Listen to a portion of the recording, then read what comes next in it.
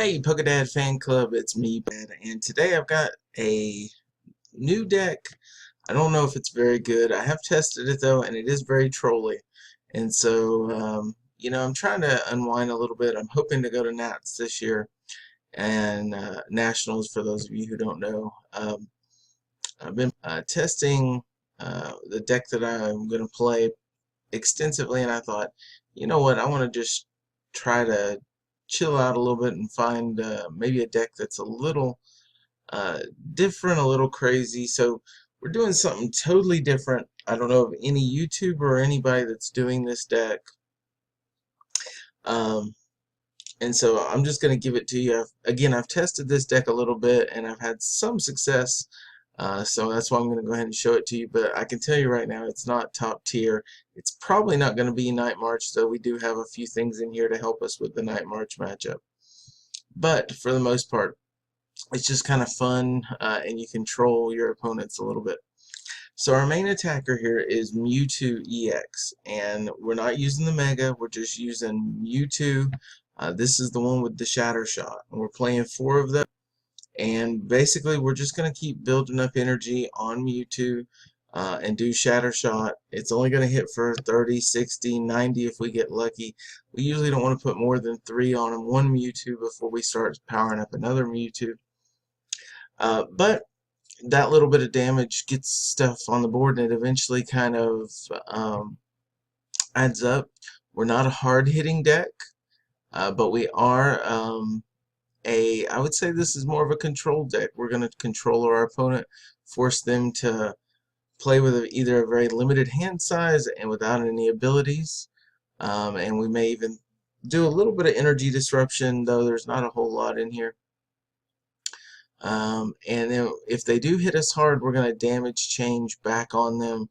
And a lot of times people don't see that coming. They'll hit this Mewtwo, and I do play Fighting Fury belts. They'll hit this thing for 180 damage or something like that, and then we just damage change it back and finish them off. And usually they rage quit after something like that because they've forgotten about the damage change. Okay, so that's our main attacker. Shatter Shot, damage change, that's really all we have. We do play one Hoopa here, Scoundrel Ring, to help us set up the Mewtwo's, because when I was first starting without the Hoopa, I would usually only get one Mewtwo out, and if that one Mewtwo went down, it was pretty much poor little Garbodor in the back who was going to have to come up to the active. And so now we play Hoopa so we can get our Mewtwo's out, and we also have Shaman we can grab with Hoopa. And the good thing about this deck is it doesn't really require a lot of bench space, so we're totally okay with that. So anyway, let's look at, so we got Hoopa and Shaman for setup, but then we play Garbodor. And Garbodor uses Garbotoxin, which shuts off all the abilities for both players, as long as there's a tool card on him.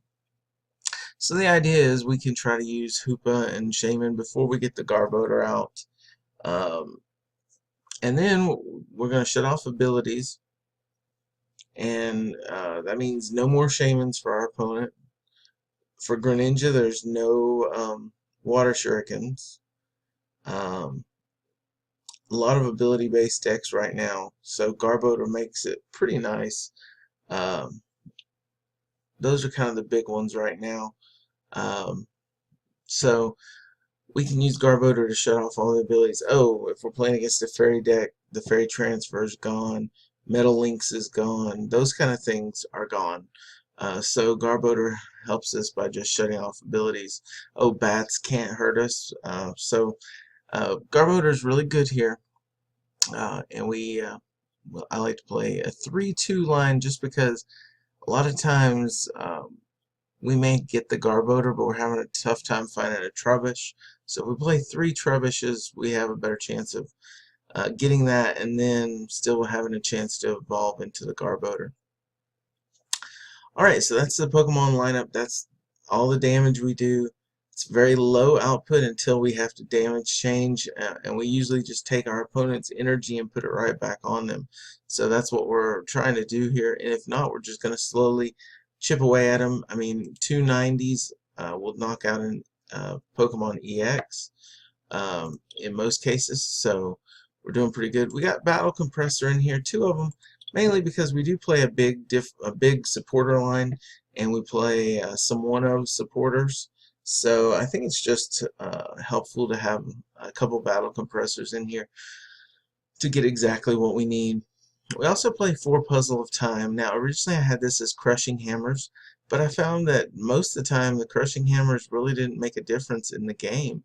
The biggest difference was damage change, making sure we got a Fighting Fury belt on, and then just when they would hit us hard, we would Lysander something like a Shaman or something, change all the damage back onto the Shaman, and then they would bring the attacker back up, and we could usually finish him off because we've already put a little bit of damage on him anyway. So that's kind of the idea with this deck. Now the other trolley part is we are playing 2 Delinquent, and we're playing 2 red cards in this deck. And this is really what helps slow our opponent down, along with the ability lock. They can't use Shaman in the mid to late game, and they can't. And then if they have no hand, because we red card them on turn 1 and delinquent them, then it gives us a chance to set up and begin putting a little bit of damage on the board. So play 2 red cards here. Play 4 Ultra Balls again, just to grab mostly Hoopa to get our Mewtwo's out, but also to grab the Trubbish and the Garbodor line.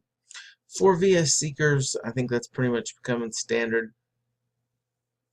In many decks, though, if I'm not playing Battle Compressor, I might drop that down to 3 in some cases and just play a heavier supporter line. Playing 1 AZ, sometimes Garbodor might get stuck in the active.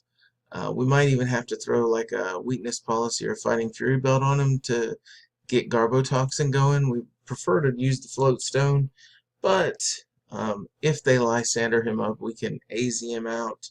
Or if one of our Shamans or Hoopas get stuck in the active, we have the AZ available. Mentioned the Delinquent already. The Delinquent, if you're not familiar, discard any Stadium card in play, and if you do, your opponent discards 3 cards from his or her hand. So if we red card them down to 4 and then delinquent them, assuming that either we've put a Stadium in play or they have, then they go down to 1 card, and a lot of times that puts them in top deck mode, and sometimes it puts them, they don't have anything for several turns. Now I'm playing 4 Sycamores, discard your hand and draw 7. I'm not playing any ends in this deck. I tried it, and the problem is because I'm using Delinquent, it's counterintuitive and counteracts everything I do with the Delinquent. So we don't play in. I was thinking about what other draw supporter we could use. We could use Birch, we could use Shauna, but I opted here for Giovanni's Scheme. I play 2 of these. Now, I know Giovanni's Scheme is not very good as far as a draw supporter, but because of that extra the extra possibility we can use with it by putting an extra 20 damage on the field, that might be just what we need, since we're already a low damage output deck. Giovanni's Scheme here just seems to make sense to replace the N. And of course we can draw our hand up to 5, and we can still usually make good use of that and get at least 2 or 3 more cards. I know it's not a lot, but it's something. And then, again, that's why we are using the Battle Compressors and the VS Seekers. So we will probably early on get a Sycamore in the discard pile, so we'll have that option available to us. 2 Hex Maniacs. We are trying to shut abilities off, and so if we can't draw, a lot of times we can Hex Maniac until we can get the Garbodor started, and that can be very devastating for our opponent, because if he's trying to set up with a Shaman on turn 1, but we've Hex Maniac, he can't use it. So we play the Hex Maniac there, 2 of those. Play 2 Lysander. Again, it's very valuable in this deck because we can Lysander something up after we've been hit by something pretty hard and damage change to a Shaman, or even damage change to something else. And then that forces our opponent to have to start all over and try to hit us, get damage on us once again. So 2 Lysanders is what we play. We play 4 Professor Sycamore here, like I mentioned already, and then we play 1 Team Flare Grunt. This is the only energy disruption we have in the deck, but still a well-placed Team Flare Grunt can be very useful, especially if we can Lysander something up and start hitting it. If they try to retreat it manually with energy, we can Team Flare Grunt that off and slowly chip away at them. 3 Dimension Valleys. This is just really clutch for us because damage change then only requires 2. And so if we have 2 energies on him, we can do damage change.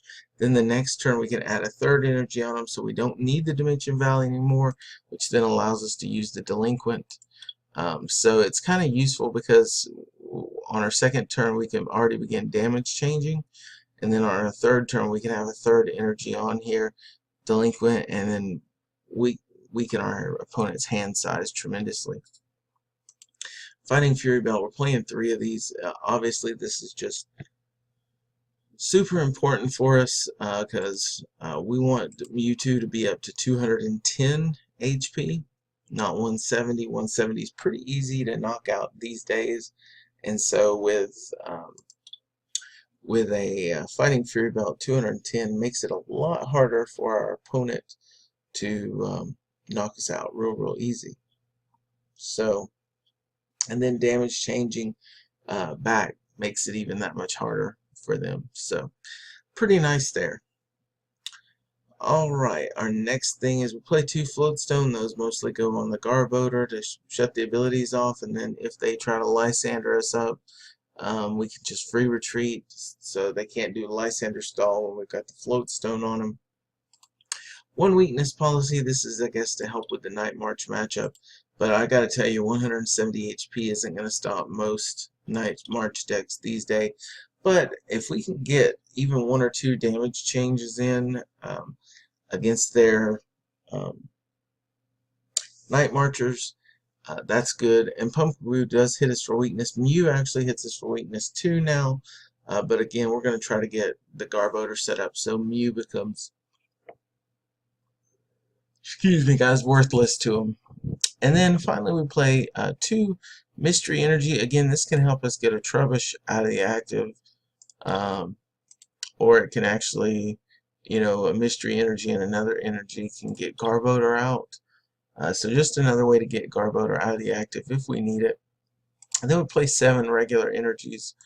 You know, that's only really enough to get 3 Mewtwo's powered up, but usually we don't need that many. We need 1 or 2. I mean, some games you can tank with just 1 the whole time because they can never get over that 210 hump. And then you just keep damage changing back every single turn. So anyway guys, this is my Trolley Mewtwo Garbodor deck profile. Again, this is more just a fun deck. I wouldn't go take this to Nationals and try to win with it. However, you might want to try it at a league challenge just for fun, see how it does. If nothing else, your opponent won't know what's coming when they see it. So anyway guys, this is PokeDad signing off. We'll talk to you later. Bye.